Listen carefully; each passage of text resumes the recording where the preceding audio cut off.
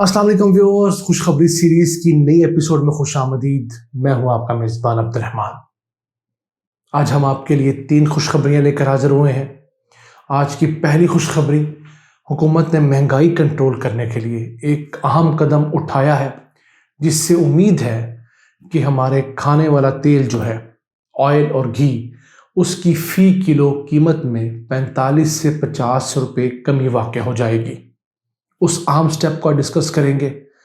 जबकि आज की दूसरी खुशखबरी ये है कि हुकूमत ने बिलाखिर जो माफिया है बहुत बड़ा, टेलकोज माफिया, मोबाइल कंपनीज जो हैं टेलीनॉर, जैज़, वारिद वाले, इनको लाइसेंस अपनी शराइत पर रिन्यू करके दिए हैं और जितने कम पैसे ये लगा रहे थे उससे 46% ज़्यादा यानी $900 मिलियन में इनको नेटवर्किंग के लाइसेंस रिन्यू करके दिए हैं। ये कम पैसे देना चाहते थे, हुकूमत ने ज़्यादा लिए हैं। ये अच्छा इक़दाम है। और इसी के साथ आज की तीसरी और आखिरी खुशखबरी है कि गुज़िश्ता साल हुकूमत ने एक प्रोजेक्ट शुरू किया था, प्राइम मिनिस्टर ने, वो था बिलियन ट्री हनी प्रोजेक्ट, जिसके तहत जो जंगलात लगाए जा रहे हैं उनके अंदर मगज़बानी की जाएगी, हनी बीज पाली जाएंगी और उनसे शहद पैदा किया जाएगा। वो प्रोजेक्ट पिछले साल शुरू हो गया था। उस सिलसिले में सऊदी अरब ने ऐलान किया है कि वो इस प्रोजेक्ट के तहत पैदा होने वाला सारा जो शहद है वो ख़रीदने के लिए तैयार है और पाकिस्तान को बड़ी प्रीमियम प्राइस मिलेगी। इसको प्रोग्राम के आखिरी हिस्से में डिस्कस करेंगे, लेकिन पहले चलते हैं महंगाई की मारी अवाम के लिए कुछ रिलीफ। तो हुकूमत ने ये ऐलान किया है कि वो ऑयल, जो एडिबल ऑयल है और घी, उसकी जो इम्पोर्ट के ऊपर टैक्सेस लेती है मुख्तलिफ, उसमें वाज़े कमी कर दी है। सबसे पहले तो जो सेल्स टैक्स है 17% था, उसे कम करके 8.5% कर दिया गया है। दूसरा, कस्टम ड्यूटी उसके ऊपर अप्लाई होती थी 1 टन के ऊपर 10,000 रुपये, उसे कम करके 5,000 रुपये कर दिया गया है, यानी कि 50% वो भी कम की है। फिर एक एडिशनल कस्टम ड्यूटी होती थी, उसकी मालियत के 2% पर, उसको ज़ीरो कर दिया गया है।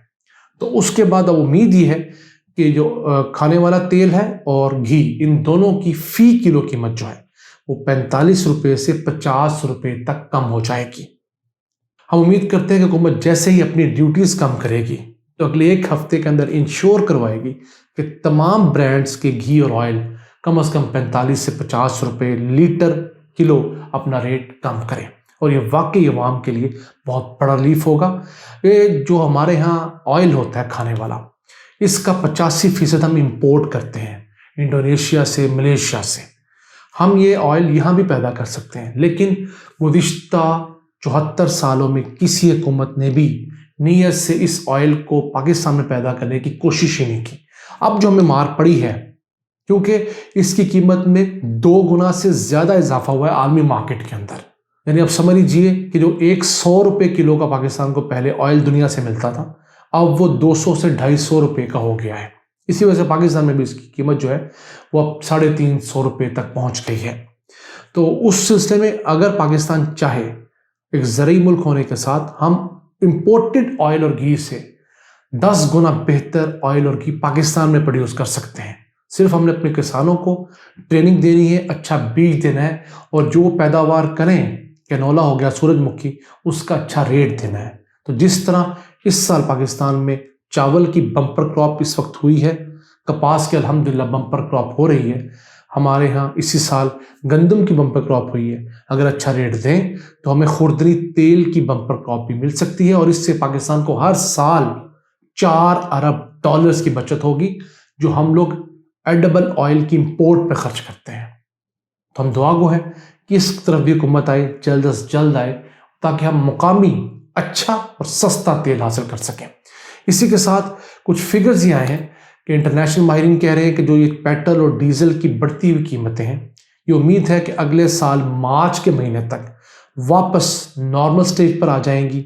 बाकी अशिया भी जो बहुत बढ़ गई हैं, क्योंकि कोरोना के बाद दुनिया खुली है, तो बहुत सारे कार्टल्स दुनिया भर में जो है माफियाज बैठे हुए हैं, जैसे ऑयल माफिया है, दीगर माफियाज है, उन्होंने फ़ायदा उठाया क्योंकि उनको नुकसान हुआ था पिछले साल कोरोना में। तो अब वो भी अपने आप को किसी हद तक नुकसान पूरा करने में कामयाब होंगे, अवाम को टीका लगा चुके होंगे। तो अगले साल मार्च सन 2022 से लेकर जून सन 2022 तक जिन चीज़ों की कीमतें बढ़ी हैं इंटरनेशनल मार्केट में, وہ بھی ایک نارمل رینج میں آنے کی توقع ہے. ہم دعا گو ہے کہ اس سے بہت جلد ہی ممکن ہو تاکہ پوری دنیا کی جو عوام ہے اس کو سکھ کا سانس لے سکے.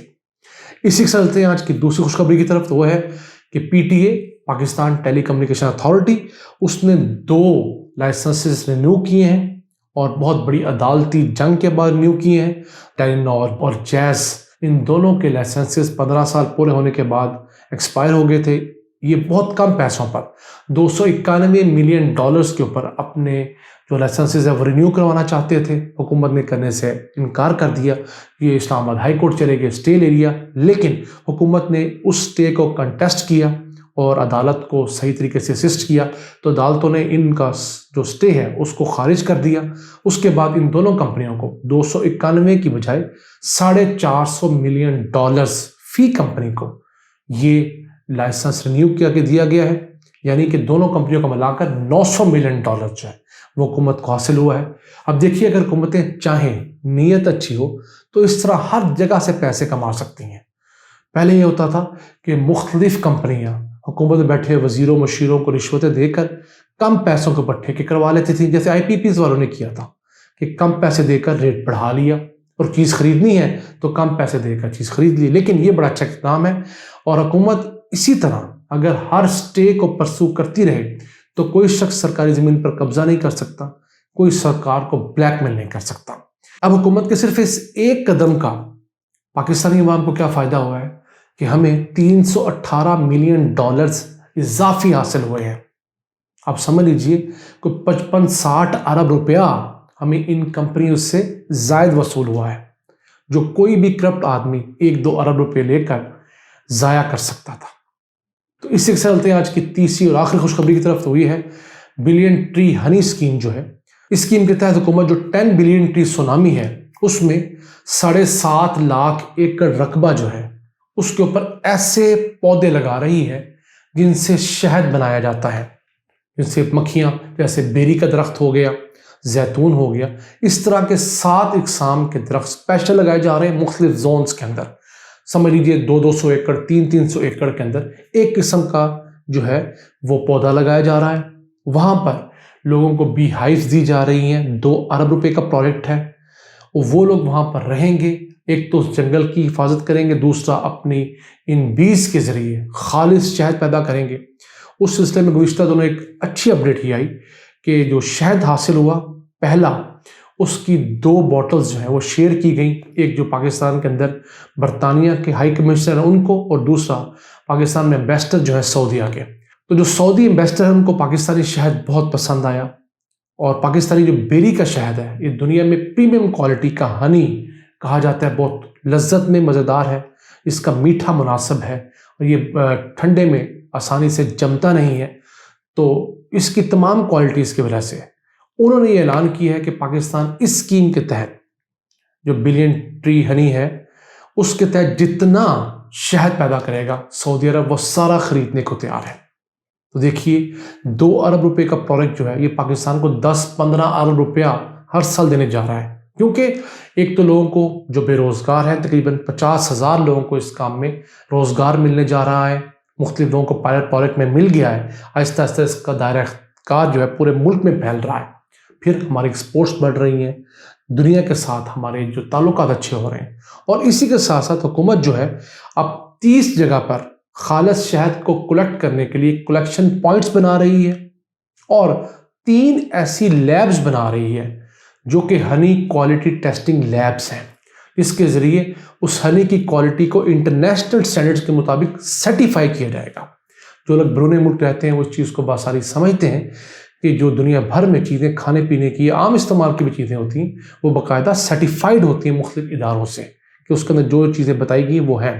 تو پاکستان میں ایسا ابھی تک اتنی اچھی لیب نہیں تھی, پی سی ایس آر تھا لیکن ویسے عام عوام کے لیے نہیں تھی. اب یہ 3 کوالٹی کی جو لیب ہوں گی اس کے ذریعے کوئی شخص بھی اپنا جو پیدا کیا ہوا ہنی ہے اس کو لے جا کر سرٹیفائی کروا سکتا ہے, دنیا بھر میں ایکسپورٹ کر سکتا ہے, اور پھر ہمارے جو موجودہ فارمرز ہیں ان کو اپنے ہنی کی جو قیمت ہے وہ 3-4 گنا زیادہ مل سکتی ہے, کیونکہ ان کی چیز سرٹیفائڈ ہوگی.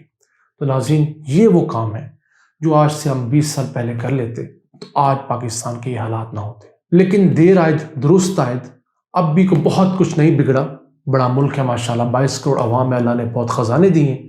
آج بھی ہم نیت اچھی رکھیں، محنت سے کام کریں تو بہت جلد اگلے 10 سالوں میں یہ ملک ترقی یافتہ ملک بن سکتا ہے۔